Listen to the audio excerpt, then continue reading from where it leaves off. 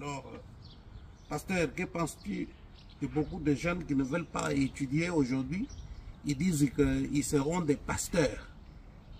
Je décourage cette manière de comprendre les choses où beaucoup de jeunes gens aujourd'hui, au lieu d'étudier, d'aller à l'école et perfectionner leurs calculs, perfectionner leur parler dans un siècle évolué comme celui-ci, les gens veulent rester comme dans les siècles de Pierre, en disant que Dieu prend aussi les ignorants. Mais qu'est-ce qui prouve que, étant ignorants comme ils le sont, Dieu les a choisis? Ignorant et ignorant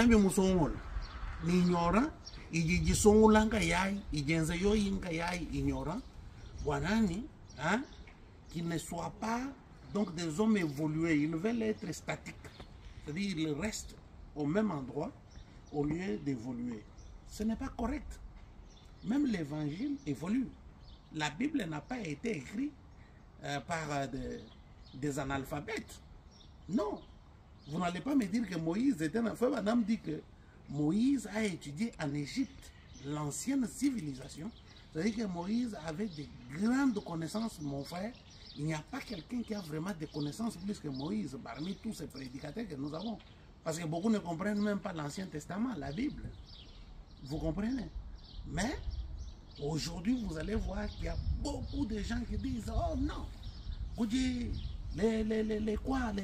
la Bible, Frère Branham dit, Dieu a pris les ignorants. Mais Dieu a pris les ignorants, il est entré en eux. Mais toi, tu es ignorant sans Dieu. C'est ça le problème. Un ignorant et en plus sans Dieu. Vous savez, les études, c'est très important, jeunes gens, parce que ça vous dignifie. Les études sont très importantes parce que ça vous stabilise aussi.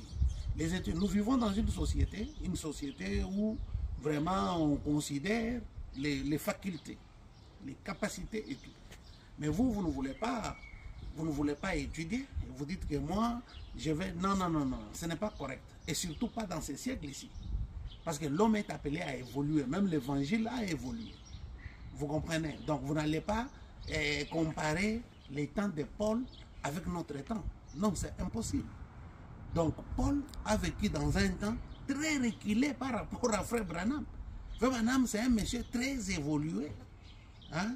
Donc même Dieu ne voulait pas entrer dans un corps de chair du temps de Paul.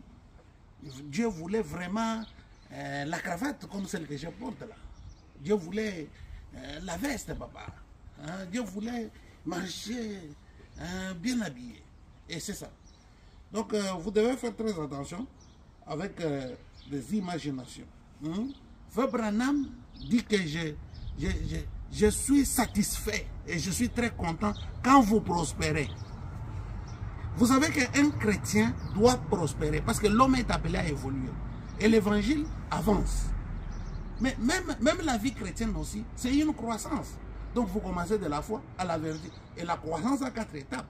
Attention, ça dépend de ce que vous êtes en train de consommer, ce que vous êtes en train de manger. Qui vous a menti? Hein? Aujourd'hui, les gens, au lieu d'aller travailler, donc ils attendent sur les dîmes. Frère,